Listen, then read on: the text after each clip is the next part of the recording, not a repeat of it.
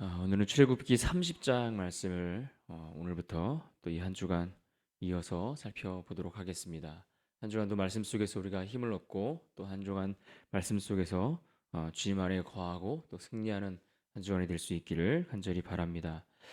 출애굽기 30장인데요. 여기에는 몇 가지 주제의 말씀들이 나옵니다. 분향단과 관련된 주제가 나오고 또 생명의 속전을 드리는 말씀들이 나오고 또 노즈로 만든 물두멍, 그리고 마지막으로 관유와 향을 만드는 방법들에 대해서 다루고 있습니다. 그러니까 지금 계속해서 성막과 관련된 이야기들을 쭉 이어 나가고 있는 것입니다. 생명의 속전을 드리는 것은 20세 이상의 사람들이 반세계를 드리라, 이렇게 말씀을 했습니다. 생명의 속전은 하나님이 베푸신 그 구원에 대해서 감사하는 마음을 표현하기 위한 것입니다. 구원의 은혜에 대해서 감사하는 마음으로 드리는 일종의 헌금과 같은 것을 드렸다라고 이해하면 됩니다. 당시로 치면 그들이 출애굽하면서 그 장자의 죽음에서 건진받은 것들에 대한 감사라고 할 수 있고, 오늘로 생각해 보면 우리가 그 영원한 죽음의 죄 가운데서 건짐을 받은, 구원을 얻은 그러한 은혜에 대해서 감사하는 것, 이것이 생명의 속전과 관련 있는 그런 말씀입니다. 특별히 가난한 자나 부자나 더 내거나 덜 내지 말라라고 15절에 말씀을 하고 있습니다. 하나님께로 받은 그 생명, 하나님께로부터 얻은 그 구원은 어떤 생명의 그 생명의 구원이라는 것은 어떤 빈부의 차이나 그들의 뭐 가진 것 이런 형편과 상관없이 동일하게 얻은 동일한 가치의 귀한 선물이라는 것을 우리에게 말씀해 주고 있습니다. 시대를 뛰어넘어 모든 인류가 동일하게 받는 은혜, 예외 없이, 그래서 우리 모두가 하나님 앞에 감사하는 삶을 살아야 하는 것, 이것들에 대해서 우리에게 가르쳐 주고 강조해 주는 말씀이라고 우리가 그렇게 이해할 수 있겠습니다. 그러면서 17절로 21절에 보시면 이 물두멍에 대한 이야기가 나옵니다. 이 물두멍은 제물을 태우는 그 놋 제단과 또 성막으로 들어가는 그 입구 사이에 위치하고 있습니다. 그래서 이 제사장들이 번제를 드리고 나서 성막 안으로 들어가기 전에 이 손과 발을 씻는 그러한 역할을 하는 기구였고, 이것을 통해서 그들의 죄가 하나님 앞에 정결하게 씻어지는 그러한 것들을 의미하고 상징하는 역할을 하는 것이 바로 물두멍입니다. 근데 오늘 우리가 좀 더 관심 있게 살펴보고 다루고자 하는 말씀은 가장 먼저 소개되었던 이 분향단에 관한 이야기를 좀 구체적으로 다루고 생각해 보고자 합니다. 분향단, 이 분향단은 조각목으로 만들려고 했습니다. 법궤, 언약궤, 증거궤를 만들었던 것과 동일하게 조각목으로 만들고 또 그 주위를 금으로 싸고 금태를 두르라, 이렇게 말씀했습니다. 그래서 이것을 분향단이라고도 부르기도 하고 또 금향단이라고 부르기도 합니다. 금으로 쌌기 때문에 그렇게 부르기도 한다라는 이야기입니다. 그렇다면 이 분향단이 의미하는 바가 무엇일까 하는 겁니다. 금향단이 무엇을 의미합니까? 몇 군데 말씀을 찾아서 읽어드릴 텐데요. 요한계시록 8장 3절과 4절에 이런 말씀이 있습니다. 또 다른 천사가 와서 제단 곁에 서서 금향로를 가지고 많은 향을 받았으니 이는 모든 성도의 기도와 합하여 보좌 앞 금제단에 드리고자 함이라. 향연이 성도의 기도와 함께 천사의 손으로부터 하나님 앞으로 올라가는지라. 여러분, 또 요한계시록 5장 8절에도 이런 말씀이 있습니다. 그 두루마리를 취하심에 내 생물과 24장로들이 그 어린 양 앞에 엎드려 각각 검은고와 향이 가득한 금 대접을 가졌으니 이 향은 성도의 기도들이라. 그러니까 지금 오늘 본문에 소개되고 있는 금향단, 이 분향단, 이것이 의미하는 바가 무엇입니까? 이것은 바로 성도들이 하나님 앞에 올려드리는 기도를 의미한다, 이렇게 우리가 이해할 수 있습니다. 또 누가복음에도 보면 누가복음 1장 9절로 10절에 보면 이런 말씀이 있습니다. 제사장의 전례를 따라 제비를 뽑아 주의 성전에 들어가 분향하고 모든 백성은 그 분향하는 시간에 밖에서 기도하더니. 그러니까 이 분향단 앞에서 제사장이 그 향을 불을 붙여서 그 향을 태우는 그 시간 동안에 백성들은 무엇을 하고 있는가? 그 밖에서 성막 밖에서 기도하고 있는 시간이었다. 이렇게 말씀하고 있다라는 이야기입니다. 그러니까 다시 말해서 이 분향단이 의미하는 것, 이 금향단이 의미하는 바는 바로 성도의 기도와 다 깊은 관련들이 있다라는 것을 우리가 먼저 이해할 수 있습니다. 그러면서 이어지는 2절의 말씀을 보면 30장 2절에 이렇게 말씀합니다. 길이가 한 규빗, 너비가 한 규빗으로 네모가 반듯하게 하고 높이는 두 규빗으로 하며 그 뿔을 그것과 이어지게 하고. 그러니까 번제단을 만들 때에도 이 번제단을 만들 때에도 네모 반듯한 이 모퉁이에다가 뿔을 함께 만들도록 그렇게 말씀하셨는데 그와 동일한 방식으로 만드는데 이 분향단을 만들 때에도 뿔을 함께 만들어서 연결되어지도록 그렇게 만들라라고 말씀하고 있습니다. 이 뿔이라는 것은 무엇을 상징합니까? 이 뿔은 하나님의 힘과 능력과 그분의 보호하심을 우리에게 상징해 주고 있습니다. 그래서 시편의 기자들이 종종 하나님을 구원의 뿔이라고 노래했던 것을 우리는 기억합니다. 시편 112편 9절 말씀에 그가 재물을 흩어 빈궁한 자들에게 주었으니 그의 의가 있고 그의 뿔이 영광 중에 들리리로다. 또 마찬가지로 시편 18편 2절 말씀에 여호와는 나의 반석이시오 나의 요새이시오 나를 건지시는 이시오 나의 하나님이시오 내가 그 안에 피할 나의 바위이시오 나의 방패시오 나의 구원의 뿔이시오 나의 산성이시로다. 그러니까 이 뿔은 하나님의 구원, 하나님의 힘, 하나님의 능력, 그분의 보호하심. 그래서 번제단의 그 뿔을 붙잡으면 어떤 죽음을 당할 위기에 있었던 사람도 일단 그 위기를 모면할 수 있었다라는 이야기를 설명드린 바 있습니다. 이처럼 이 뿔의 의미가 그와 같은 것들을 상징하고 또 아까 분향단이 무엇을 상징한다고 했습니까? 성도의 기도를 상징하고 있다면 결국 이 뿔을 향단의 기도와 하나가 되도록 분향단과 이 뿔을 분향단과 하나가 되도록 그렇게 연결하여 만들라고 했다라는 그 의미는 성도가 기도를 통해서 무엇을 맛볼 수 있다는 겁니까? 하나님의 힘과 구원의 능력과 그 보호하심을 덧입을 수 있다라는 것을 우리에게 가르쳐 주는 겁니다. 한마디로 기도는 하나님의 능력을 경험할 수 있는 유일한 통로가 되는 것입니다. 하나님의 능력을 기도를 통해 우리가 얻을 수 있다라는 이야기입니다. 그래서 예수님께서 무슨 말씀하셨습니까? 마가복음 9장에서 제자들이 귀신들을 쫓아내지 못하는 그런 상황들에 대해서 이게 어떻게 된 일인지 알지 못했을 때에 예수님이 그들에게 그 실패한 제자들에게 기도 외에는 다른 이유가 없다. 다른 방법이 없다라고 그렇게 분명하게 말씀하셨습니다. 그러니까 여러분 하나님의 능력을 경험하기를 원하십니까? 하나님은 우리 가운데 역사하시고 하나님의 능력으로 우리를 지키시고 보호하시는 그 하나님의 구원의 힘과 능력을 경험하기 원하신다면 기도하시면 됩니다.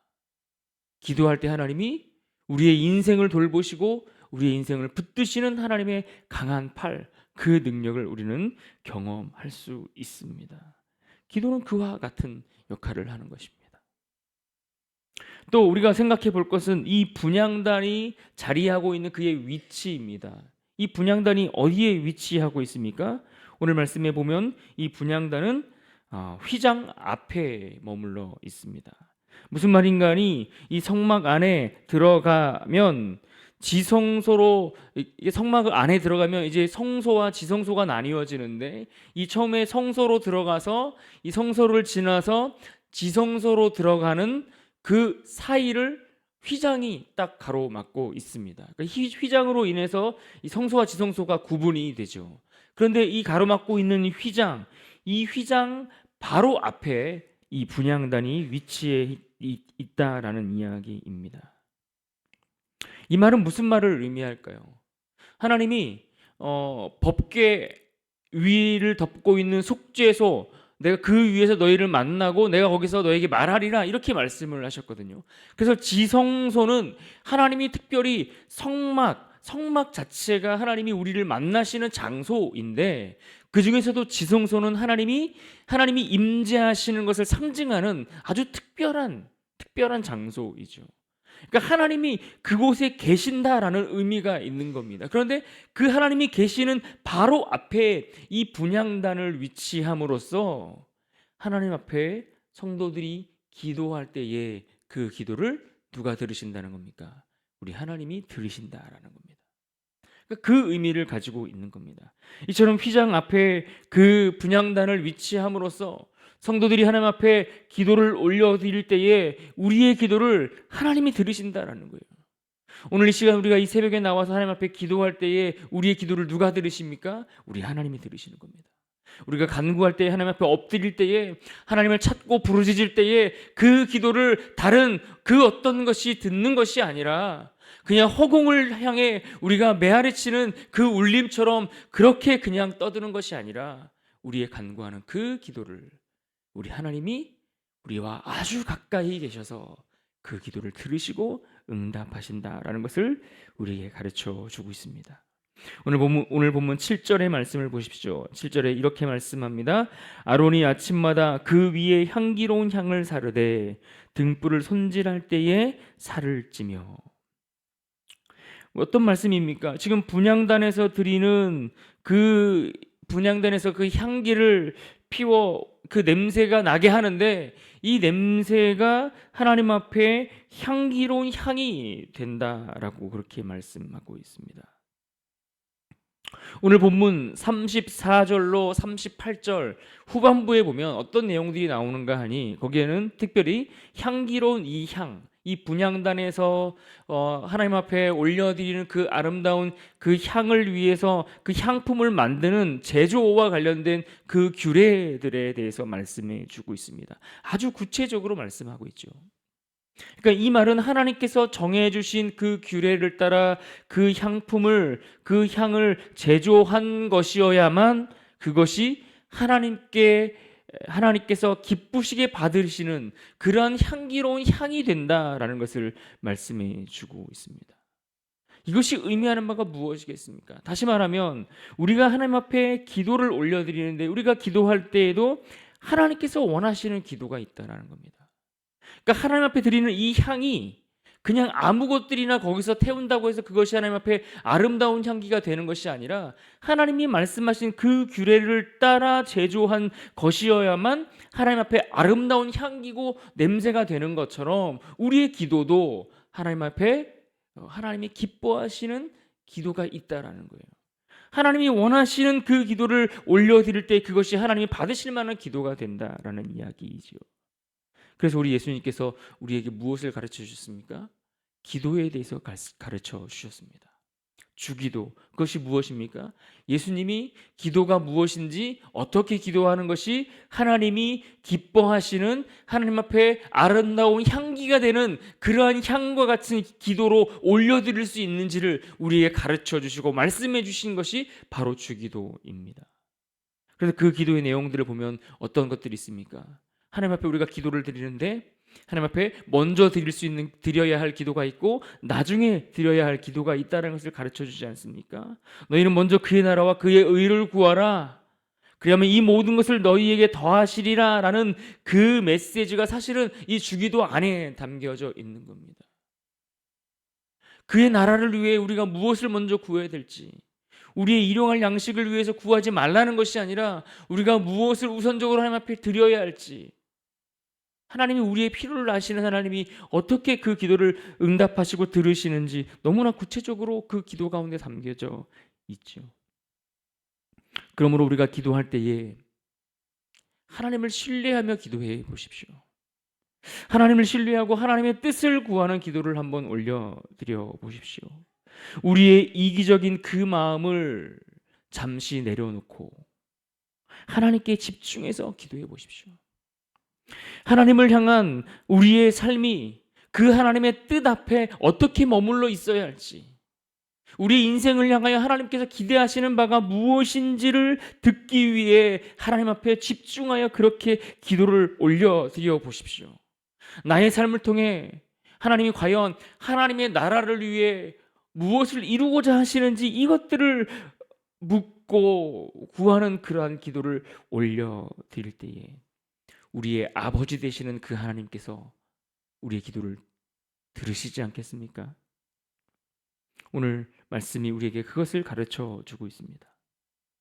또다시 7절과 8절 말씀에 보시면 이 향은 특별히 아침과 저녁으로 그 등잔대에 불을 켜고 끌 때와 관련이 있다라는 것을 우리에게 말씀해 주고 있습니다. 등잔대에 불을 밝힐 때에 향을 사르도록 했다라고 하셨습니다. 7절과 8절을 다시 한번 봅니다. 7절과 8절입니다. 아론이 아침마다 그 위에 향기로운 향을 사르되 등불을 손질할 때에 살을 찌며 또 저녁 때 등불을 켤 때에 살을 찌니 이 향은 너희가 대대로 여호와 앞에 끊지 못할지며. 무슨 말입니까? 이 향기로운 향, 이 향이 성도의 기도라면 등잔대에 불을 켜는 것은 그리스도, 다시 말해 빛을 밝히시는 그리스도를 상징하는 것입니다. 그러니까 우리가 기도를 드리는데 이 기도를 어떻게 드려야 되는가? 이 기도는 그리스도 안에서 드려지는 것이다. 그리스도께서 비추시는 그 환한 빛 가운데 올려드리는 것이 바로 우리의 기도이다라고 가르쳐 주고 있는 겁니다. 그래서 우리가 기도할 때 어떻게 기도합니까? 예수님의 이름으로 기도하는 겁니다. 예수님의 이름으로 우리의 기도가 하나님 앞에 올려지는 것입니다. 주께서 십자가를 짊어지심으로 우리에게 보여주셨던 그 하나님께로 나아가는 그 길을 열어주셨던 것처럼 예수 그리스도 안에서 그분이 비춰주시는 그 밝은 그 빛 가운데 우리의 기도가 드려지고 그 기도가 예수 그리스도를 통해 하나님 앞에 올려지는 것이다. 이것을 우리에게 말씀해 주고 있습니다. 또 10절 말씀을 봅니다. 10절에 이렇게 말씀합니다. 아론이 1년에 한 번씩 이 향단 뿔을 위하여 속죄하되 속죄제의 피로 1년에 한 번씩 대대로 속죄할지니라. 이 제단은 여호와께 지극히 거룩하니라. 무슨 말입니까? 지금 대제사장으로 세움받았던 이 아론이 1년에 한 번씩 이 향단 뿔을 위하여 속죄하라 이렇게 말씀하고 있습니다. 그러니까 이 말은 이 분향단의 뿔이 속죄 제물의 그 피로 깨끗게 되어지고 정결케 되어지지 않으면 하나님께 상달될 수 없다. 그렇기 때문에 1년에 한 번씩 이 대제사장 아론을 통해서 그 향단의 뿔이 속죄되도록 그렇게 하라고 말씀하고 있는 것입니다. 우리가 하나님 앞에 기도를 드리죠. 이 분향단이 그 기도를 의미한다고 말씀드렸죠. 그런데 우리가 기도를 드리지만 사실 우리의 기도는 어떻습니까? 늘 이기적인 우리의 기도가 하나님 앞에 드려질 때가 실제로 얼마나 많은가 하는 겁니다. 우리가 많은 기도를 드리지만 우리의 기도는 내 욕심과 내 욕망과 내 이기적인 어떤 그런 것들을 쫓아서 드리는 기도가 너무나 많다라는 거예요. 그렇기 때문에 사실 우리의 기도도 예수 그리스도의 그 보혈을 의지하지 않고는 하나님 앞에 온전히 올려드릴 수 있는 기도가 되지 못하는 것입니다. 그래서 우리의 기도는 예수 그리스도의 보혈을 통해서만 하나님 앞에 나아가는 거예요. 기도가 하나님께서 기뻐하시는, 기도에도 하나님이 기뻐하시는, 하나님이 원하시는 그 규례를 따라 드려지는 그 기도가 따로 있다라고 말씀드렸던 것처럼, 하나님께 향기로운 향이 되는 그 기도가 있다라고 말씀드렸던 것처럼, 내 이기적인 욕심을 따라 구하여 드리는 그 기도가 그리스도의 보혈로 씻겨지지 않으면 안 된다라는 것을 우리에게 가르쳐 주는 겁니다. 우리의 기도는 기도하는 그 시간조차 우리는 하나님의 뜻보다 인간의 생각을 더 앞세워서 그 시간을 드리는 그런 허물 많은 존재가 우리와 같은 존재라는 것을 우리가 알아야 하는 것입니다. 그래서 날마다 그리스도의 거룩한 피로 정결케 되어야만 한다라는 것을 오늘 말씀은 우리에게 가르쳐 주고 있습니다. 그렇습니다. 하나님은 성도의 기도를 들으신다라고 했습니다. 그러나 그 기도에도 하나님이 기뻐하시는 기도가 있다라고 말씀드렸습니다. 우리의 다급한 문제가 있고 우리의 시급한 어떤 해결해야 될 문제들이 있고 또 때로는 내가 바라고 원하고 기대하고 소원하는 그런 욕심과 욕망들도 우리에게 있을 수 있지만, 그러나 우리가 그런 것들을 잠시 내려놓고 정말 내 삶에 기대하시는 하나님의 뜻이 무엇인지 우리가 주목하고, 나를 통해 이루기를 원하시는 하나님의 나라와 그분의 뜻과 그분의 목적이 무엇인지를 우리가 귀 기울여 드리는 그러한 기도를 드려볼 수 있기를 부탁드립니다. 그런 의미에서 오늘 우리가 주신 말씀 가운데 특별히 10절에 있는 말씀들을 우리가 기억하고 이 하루를 살아갈 때 붙들고 승리할 수 있기를 원합니다. 우리 10절 말씀을 우리 함께 읽겠습니다. 10절입니다. 시작. 아론이 1년에 한 번씩 이 향단 뿔을 위하여 속죄하되 속죄제의 피로 1년에 한 번씩 대대로 속죄할지니라. 이 제단은 여호와께 지극히 거룩하니라. 아멘. 주님의 보혈을 의지하며 엎드려 기도할 때에 하나님은 우리의 기도를 들으시고 하나님의 뜻이 우리의 삶에 이루어지게 하실 것입니다. 오늘 이 하루도 주님의 그 십자가의 보혈을 의지하여 하나님 앞에 엎드려 기도함으로 하나님의 앞에 우리의 기도가 상달되어지고 응답받는 귀하고 복된 인생이 될 수 있기를 주님의 이름으로 축원합니다.